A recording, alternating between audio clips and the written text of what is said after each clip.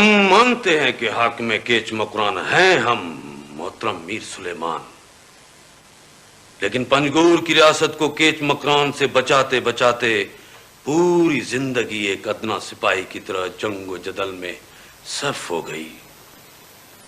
आपके बुजुर्ग जंगो जदल से खुश होते थे, मगर आपका मिजाज मुख्तलिफ है। हमने जो कुछ भी किया है वो रियाया की बेहतरी के लिए किया है।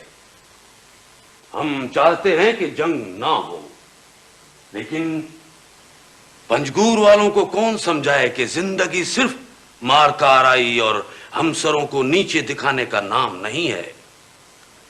आपकी सुलह पसंदी से इतना तो हुआ कि पंजगूर और केच मकरान की तवील जंगें खत्म हो गई हैं। ये आए दिन की छोटी छोटी झड़पें और अजियतनाक हैं मोहतरम मीर सुलेमान। काश हम सरदार अपने अन्ना और गुरूर के कफस से निकल सकते। काश हम अपने बेटों को बजाय सिपाही बनाने के उनके सरों पर इल्म व अदब का ताज सजाते। चनरू होती और नोती तो शायद सिपाही बने, पुन्नों के बारे में कहा नहीं जा सकता।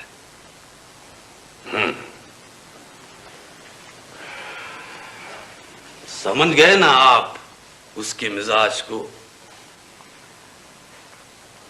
जिस हिरन पे पुन्नू हाथ रखते उसे ज़िबा नहीं किया जा सकता। तलवार को वो दफन करता है। शहजादा साहिब सैफ नहीं, साहिब दिल होगा। मोहतरम मीर सुलेमान, हमारी जिंदगी में साहिब दिल लोगों के लिए जगह है। हमारी और आपकी जिंदगी में जगह हो ना हो, साहिब दिल इंसान की एक अपनी ही दुनिया होती है और दूसरों से कहीं ज्यादा मुकम्मल और कामयाब। हम अपने बेटों की जवानी का इंतजार इसलिए करते हैं कि वो ताकतवर होकर हमारे दुश्मनों से इंतकाम लेंगे और अपनी ताकत मनवाएंगे। खौफ ज़दा कर दिया है पुन्नू ने हमें। लेकिन आप चाहते भी तो बहुत हैं पुन्नू को।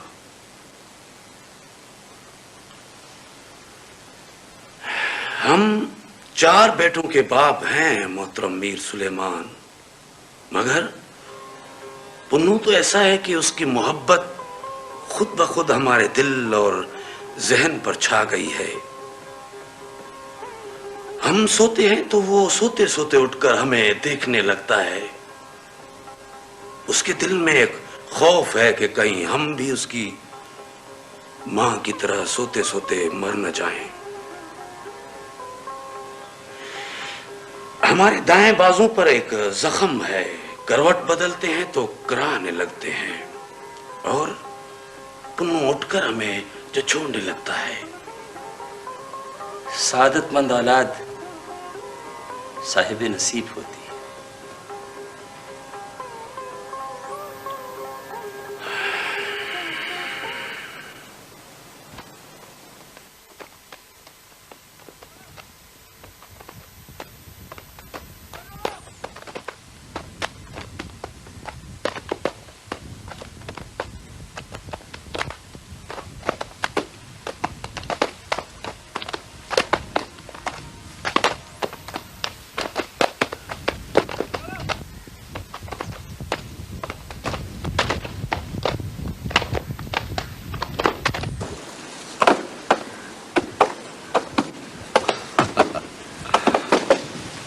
गुलाम अली भाई, मैं और तुम दोनों ठहरे तो भी।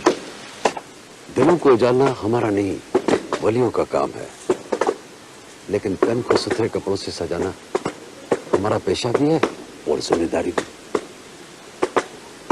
इस दाग को निकलना चाहिए मेरे दोस्त। लाला, लीमू, तेजाब, फिटकरी, कोई चीज नहीं छोड़ी।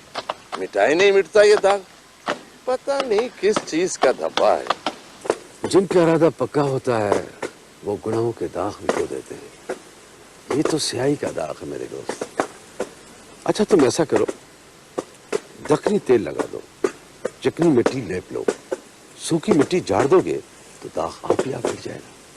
अपना लाला तो खत्ती है सफाई के मंतरों की। अरे छोड़ो शंभू।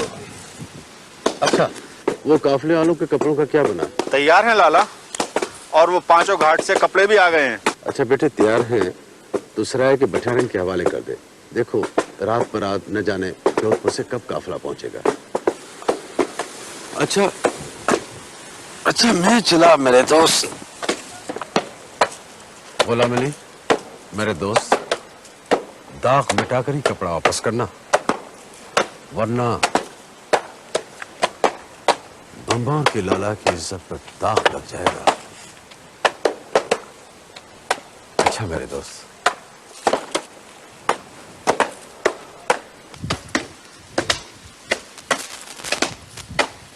पता नहीं इतने अच्छे इंसान को खुदा ने बेऔलादी का दाग क्यों दिया है। हम दोनों की शादी आगे पीछे हुई थी, हैं? मैं नाना बनने चला हूं और मेरे लाला का घर अब तक वीरान। अपने को तो भगवान की लीला का पता ही नहीं पड़ता भाई।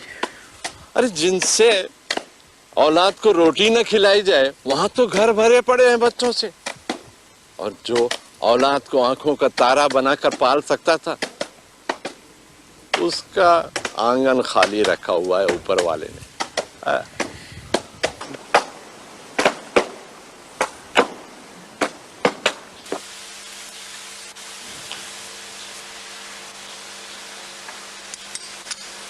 सितारा जी मालिकन, जरा आईना तो दिखा।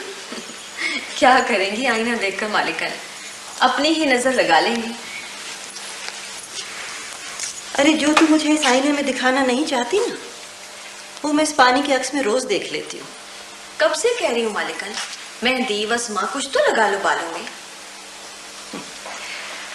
किसके लिए लगाऊं मेहंदी वसमा बालों में? मैं तो चाहती हूँ लाला मेरे सर पे उम्र की उतरती हुई धूप को देख ले, समझ ले बूढ़ी हो गई। ले आए एक सौतन। सौतन की गोद खुदा हरी करेगा तो मेरी ममता भी कुछ ठंडी हो जाएगी। ऐसा न कहो मालिकन, ये क्या कह रही हैं? क्यों? समझती है कि इस घर की सल्तनत मुझसे छिन जाएगी? आंखें दुनिया में जो कुछ देखती है उसी का तो खौफ होता है मालिकन।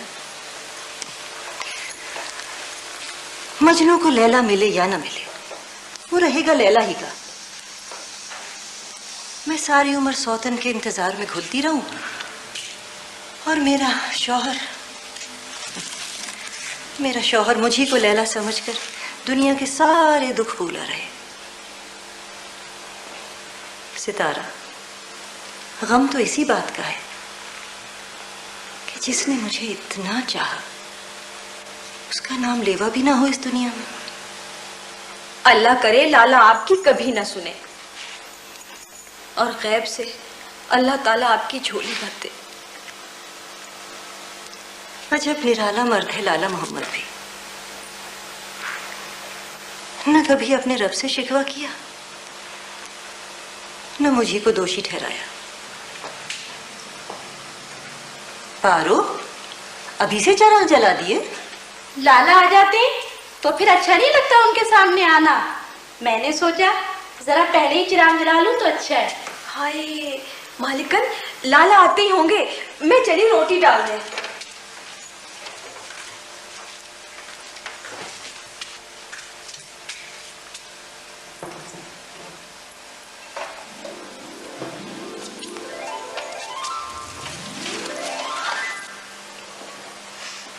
गुल जी गहने ऐसे लगे? बड़ा बेमिसाल कारीगर है सोनार मानिक राम। राजा दिलू राय की हवेली में इसके बनाए हुए गहने जाते हैं। मानिक राम कह रहा था कि लाला जी इतने गहने क्यों लेके जा रहे हो, पहले अपनी घरवाली से पसंद तो करवा लो। मैंने कहा कि मेरी और मेरी घरवाली की दो पसंद नहीं है। जो चीज मुझे पसंद है वो मेरी घरवाली को पसंद है। किस लिए लाला ये सब कुछ? अरे अपने गुल बीबी के लिए, अपने रफी के हयात के लिए, जो मुझे जिंदगी में सबसे ज्यादा अजीज है। और और मैं समझता हूं कि आज जो कुछ मेरी भंबोर में इज्जत है और बड़ा कारोबार है, वो मेरी नेक सिफत और सखी घरवाली के दम से है। कुछ सोचिए लाला, कुछ सोचिए। जिंदगी का हर दिन, हर पहर खुदा की दुनिया को देखकर और समझकर बसर कर रहा हूं, और लाख लाख शुक्राने अदा करते हुए।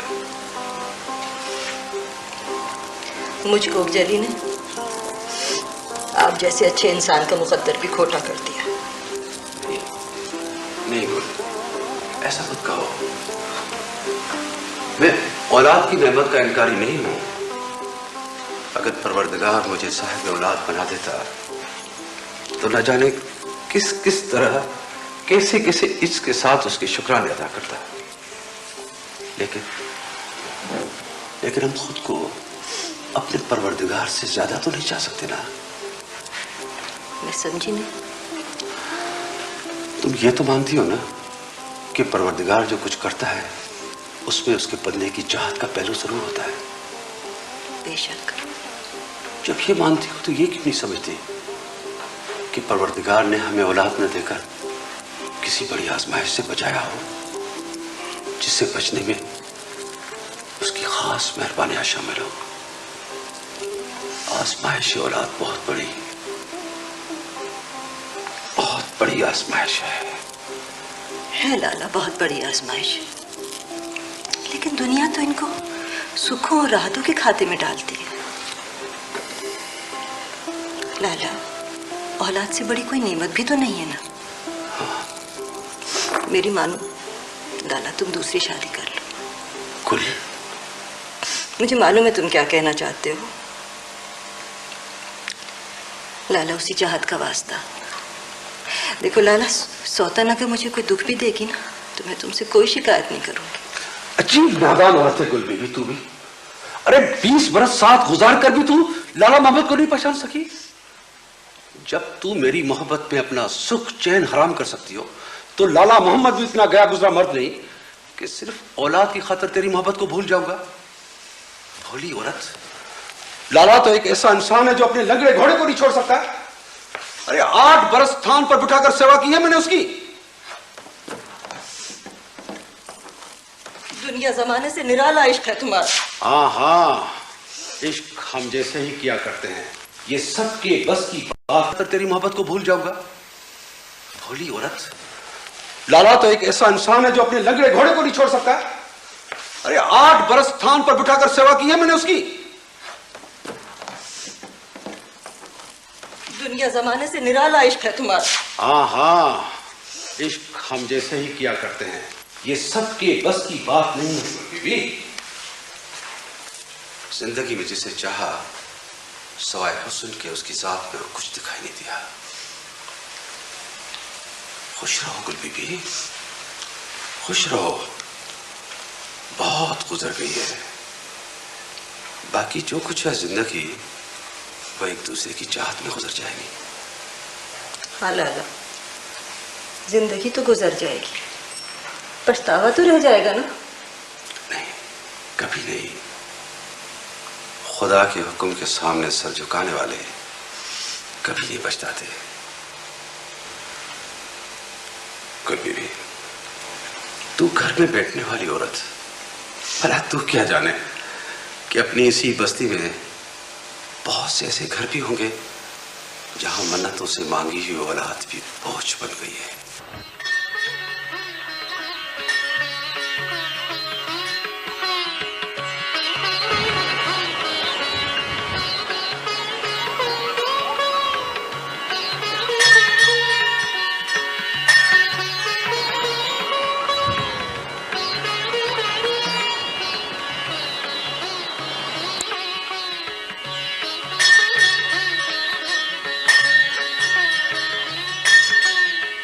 क्या कह रहे हो महाराज?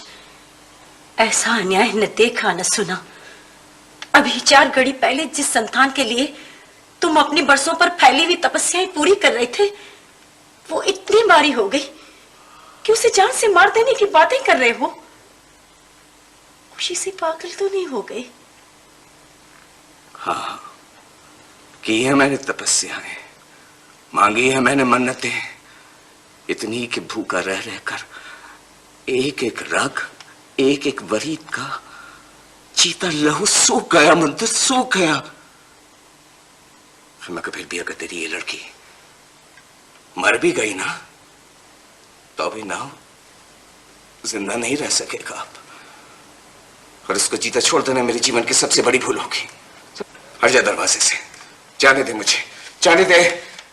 तुम तो कहते थे महाराज बेटी होगी तब भी मेरी आंखों की ठंडक होगी। हाँ मंदिर, हाँ कहता था मैं कहता था कि बेटी होगी तो साधु बेला की ब्राह्मण बिरादरी में ब्याहूंगा।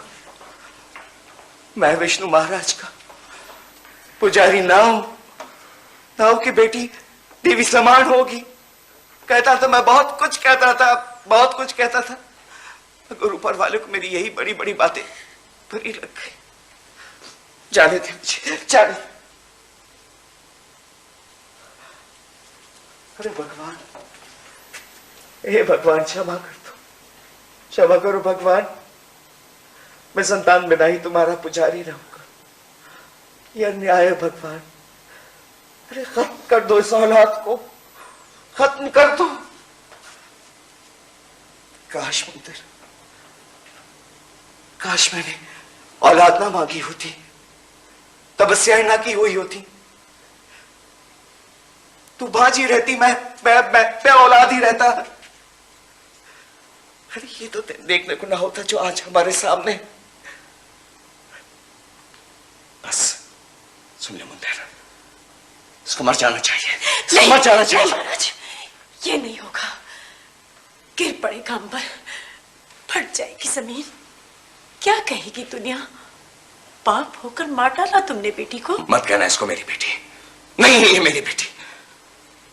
हट जा मुंदेर, हट जा, वरना आज कुछ ऐसा हो जाएगा कि भामर के किनारे ये सदियों पुराना विष्णु का मंदिर वीरान हो जाएगा, वीरान हो जाएगा। हट जा मेरे रास्ते से। ठीक है, फिर तुम्हारी दुनिया से मुंदर अपने बेटी को लेकर निकल जाएगी, पर ऐसा नहीं हो सकता नाउन महाराज कि तुम मेरी गोद खाली करके मेरी बेटी। क्या ऐसा कह दिया इन पंडितों ने जो मेरा ब्राह्मण महाराज स्वामी भी इसका तोड़ नहीं कर सकता।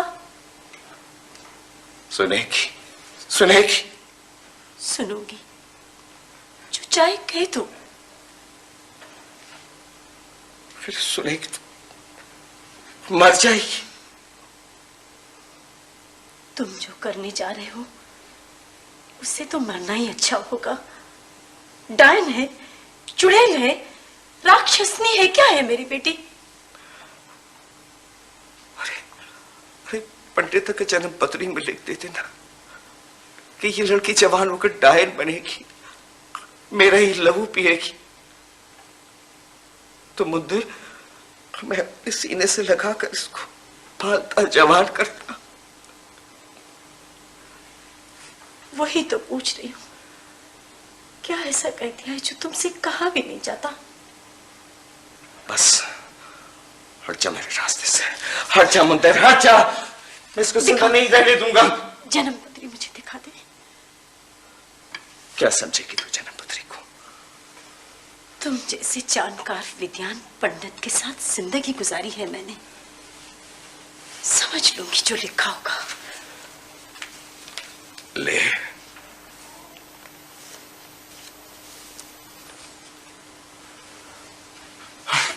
नहीं, अभी नहीं।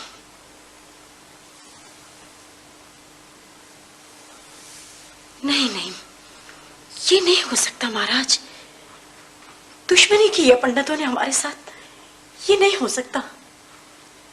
देख लिया मुंदेर, देख लिया तूने।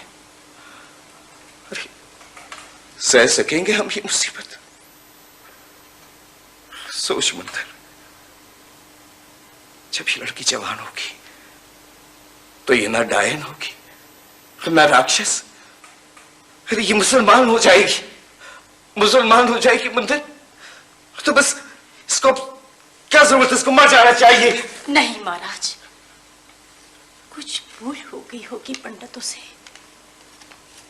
घड़ियों का फेर पड़ गया होगा। ये कैसे हो सकता है कि हमारी बेटी मुसलमान हो जाए? आप चिंता न करें, इसे तहखाने में रखकर पाल लेंगे, परछावा भी नहीं पड़ने देंगे मुसलमानों का। मैं वचन देती हूँ, ऐसा कुछ नहीं होगा। नहीं मंदिर नहीं,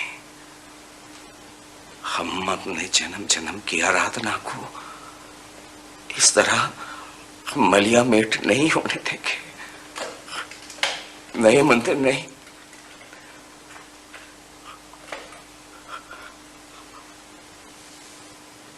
मंदिर आजा, देख धर्म के लिए हमारे पास इससे बड़ा दान कभी नहीं होगा मंदिर। हम अपनी औलाद भेंट चढ़ा दे, नहीं हो सकता। महाराज, जिंदगी से इसे दूरी करना है तो उसे डोंगे में रख देते हैं और बामर में बहा देते हैं। जिंदगी रही तो जी जाएगी, हमसे तो दूर हो जाएगी।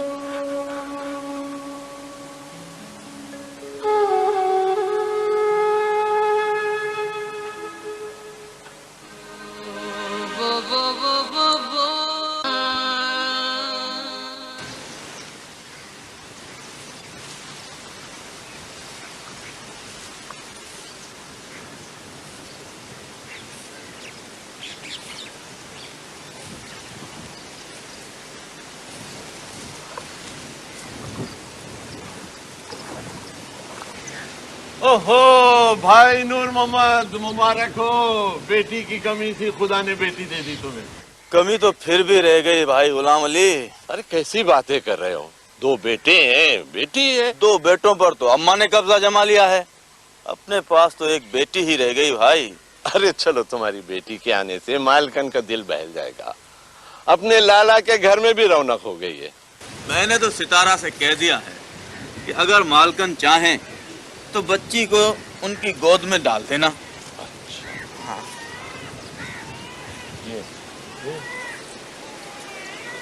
बच्चे की आवाज कहाँ से आ रही है?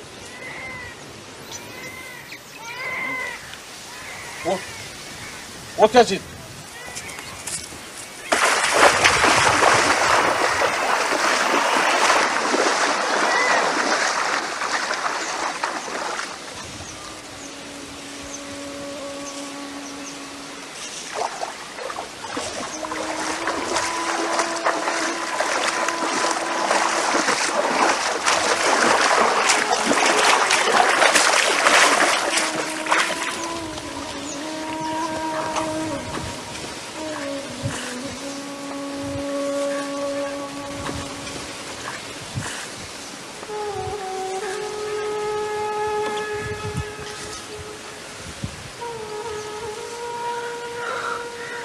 चांद का टुकड़ा।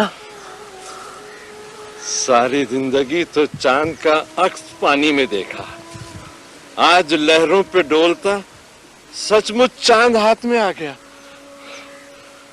देख नूर मोहम्मद भाई, इंसान ही का बच्चा है ना।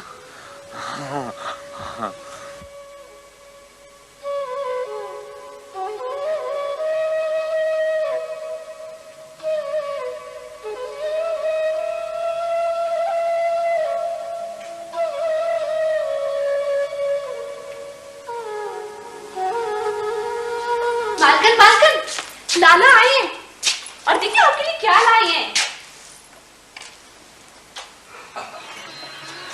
गुड बीबी, देखो मैं तुम्हारे लिए क्या लाया हूँ। क्या लाए हैं लाला? मेहरान का पानी मैले कपड़ों के दाग ही नहीं धोता, आज उसकी लहरों ने हमारे मुकद्दर के दाग भी धो दिए।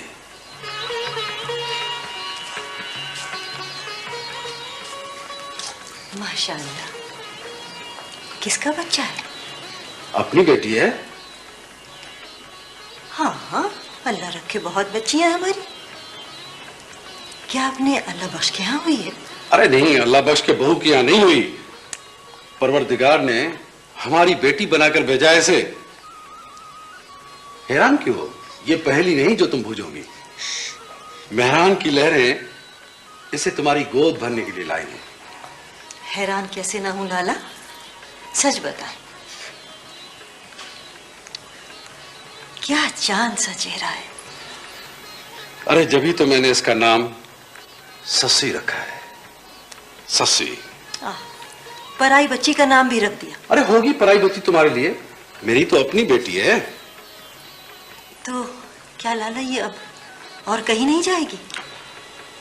अरे अगर कहीं और जाना होता ना तो लहरों में डूब सकती थी, दरिया के दूसरे किनारे निकल सकती थी। किसके दिल का टुकड़ा है? हाँ, है तो किसी माँ बाप की बेटी, लेकिन अगर दिल का टुकड़ा होती तो यूं दरिया के हवाले नहीं की जाती। तो लाला क्या ले लूं मैं इसे? अरे इतनी देर से मैं तुम्हें क्या कह रहा हूं? लो इसे गोद ले लो, लो। माशाल्लाह।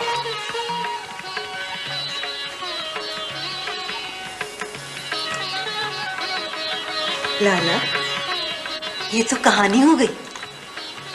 हाँ, ऐसी खूबसूरत कहानी जो भुलाए ना भूलेगी। लाला वो बक्सा कहाँ रखूं? हाँ पारो, ये ससुई का पहला पालना है। ओलामरी से कहना इसे ससुई की अमानत समझकर उसे हिफाजत से रखें। शाबाश। गुल जी क्या ख्याल है तुम्हारा? ले आऊं सौतन को? नाम भी ना लेना अब सौतन का।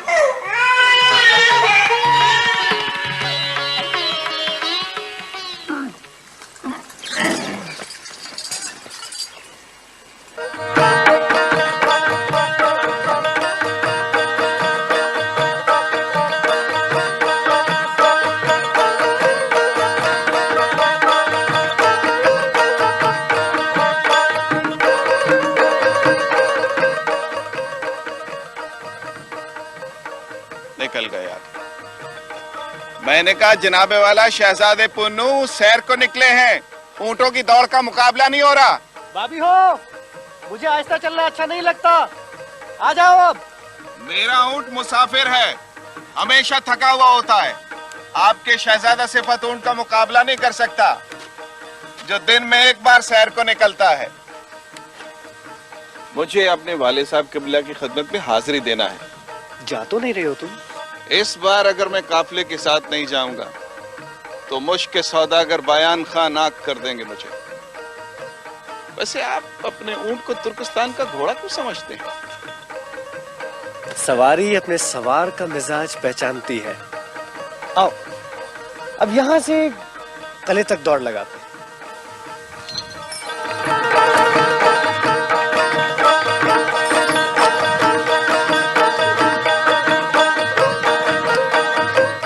फिर वही फरार जैसी कैफियत।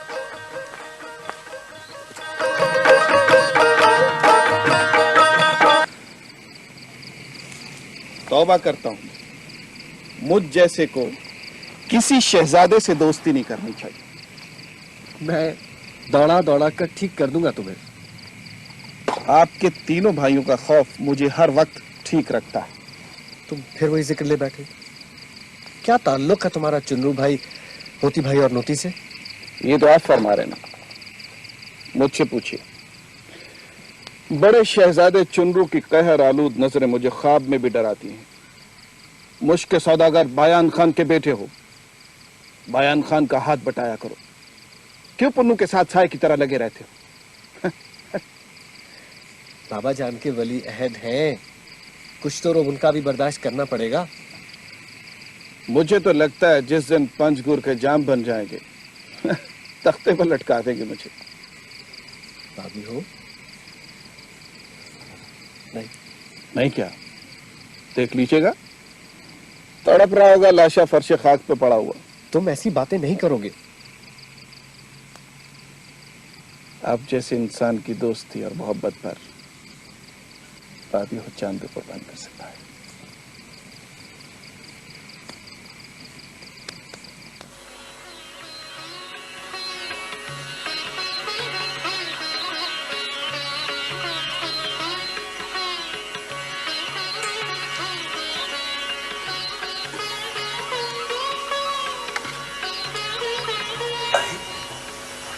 शशि बेटा, आप? जी बाबा, आपने पानी जो मांगा था। मेरी बेटी इतनी देर से जाग रही, कितनी अच्छी बेटी है हमारी, माशाल्लाह। बेटा, पानी तो हम सिरहाने रख के सोते हैं। इससे क्या होता है माँ? मेरा काम मुझी को तो करना है। माँ सदके। बेटा, किसी रात की नींद तो पूरी कर लिया कर।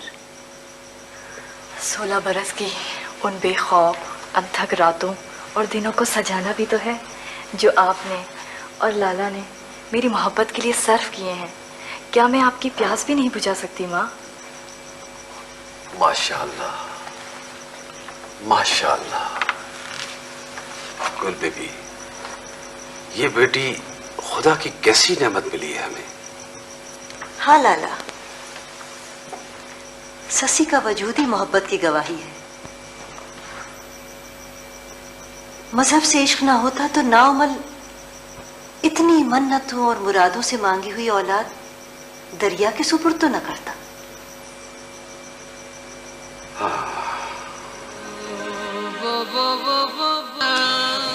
होती पुन्नू को बुलाया था हमने। बाबा जान, पुन्नू को सैर सपाटों से फुर्सत मिलेगी तो हाजिर होगा। छोटा शहजादा हाजिर खिदमत होना चाहता है। बिस्मिल्लाह, बिस्मिल्लाह, माशाअल्लाह। जिसके लिए दिल के दरवाजे खुले रहते हों वो इजाजत क्यों मांगता है हमसे?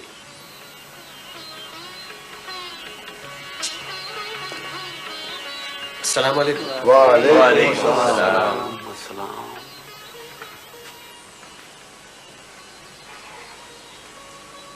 जाने पितर, नाराज हो हमसे? कितने दिनों के बाद अपने बाबा जान को सूरत दिखाई है तुमने। बाबा जान, आप मसरूफ थे। देखा, बाबा जान ही को कसूरवार ठहराया। इसकी कोताहियों की बाबा जान परवाह कब करते?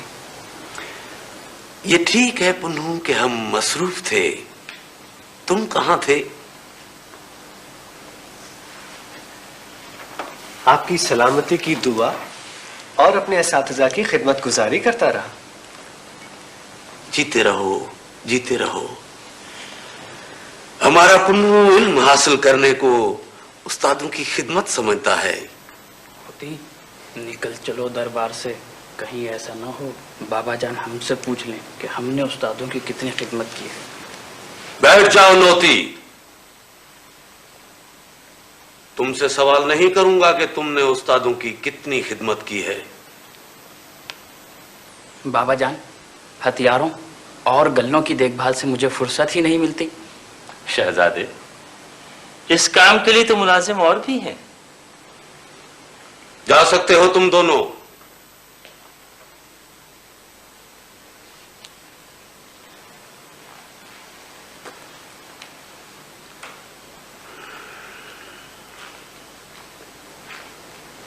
हाँ बाया खान जी, अब सफर का इरादा कब है और कहाँ का है? काफिला भंबोर जा रहा है, मैं बाबीहो को साथ भेज रहा हूं।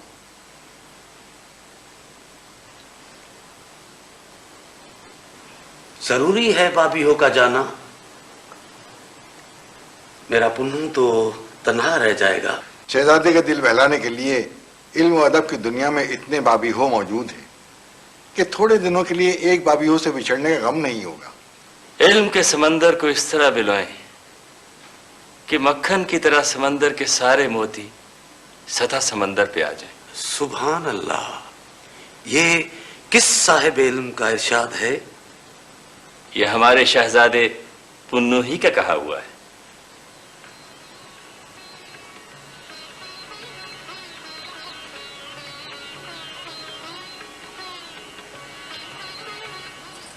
हाँ, ये सावन की भीगी हवाएं ही तो है जो कपास को चरखे पर तार की तरह खींचती चली जाती है।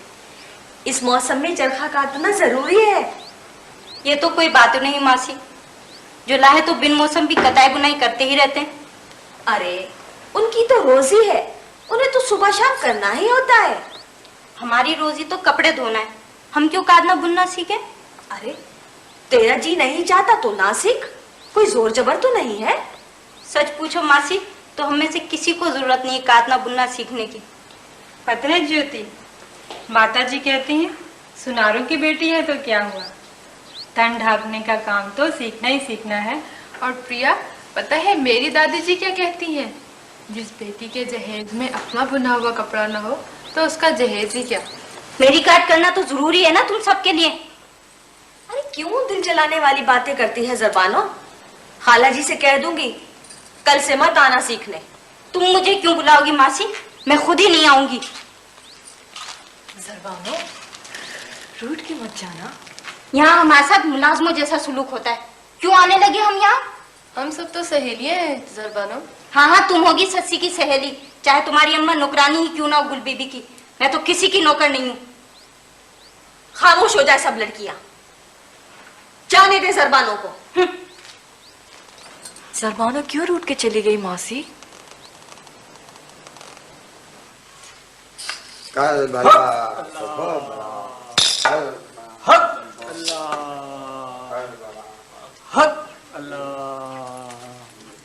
हक अल्लाह, हक अल्लाह, हक अल्लाह, हक अल्लाह,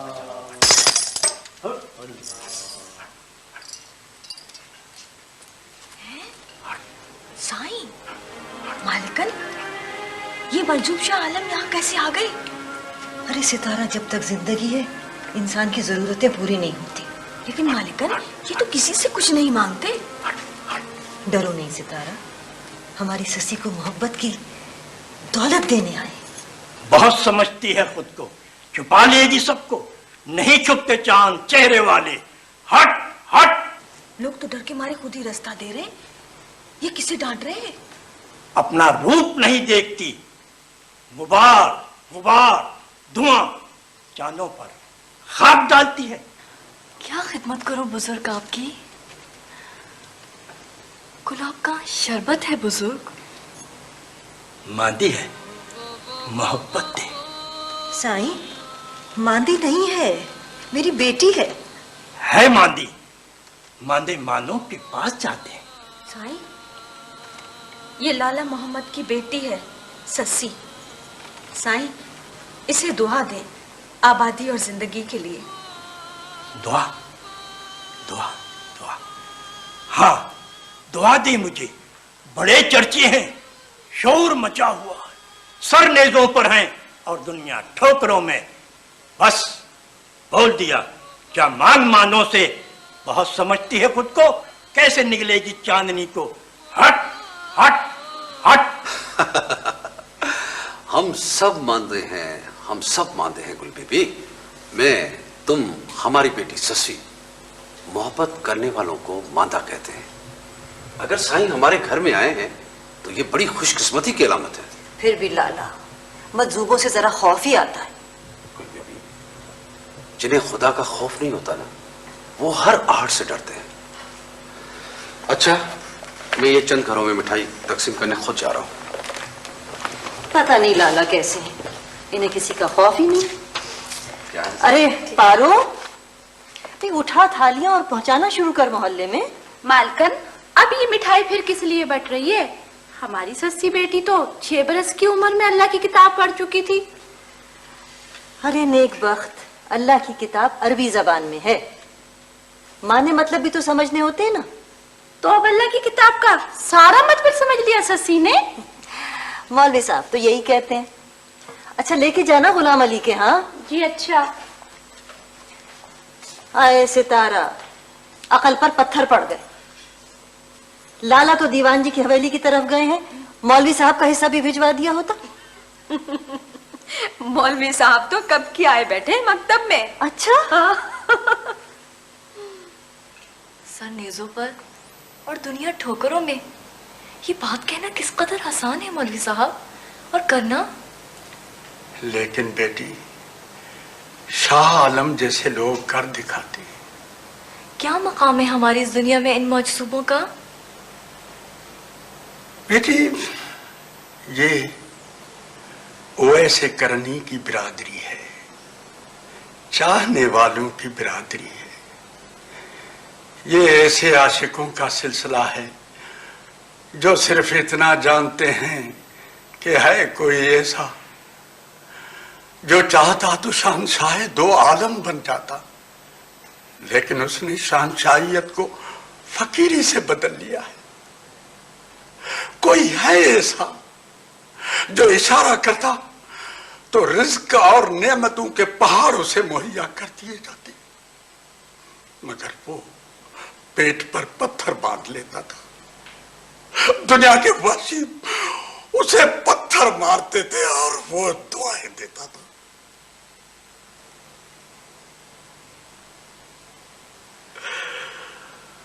उन्हें तो सिर्फ इतना याद है बेटी। इस मकाम तक इंसान कैसे पहुंचता है मौलवी साहब? अंदर के गर्भ को कायनात में समो लेने के बाद। मुझसे क्यों मांग रहे थे मोहब्बत की भीख? मोहब्बत तुम्हारी सलाहियतों और ताकतों का इतराफ कर रहे थे बेटे। बड़े बड़े साहिब इल्म हुक्मरानों के बेटों को पढ़ा चुका हूं, लेकिन बेटी, तुम तक इल्म पहुंचाने में मुझे जो ज़हनी सुकून मिला है वो अजीब व गरीब नेमत है मेरे लिए। तुम इंसान की सूरत में दुनिया का दुर्रे बेबहा हो।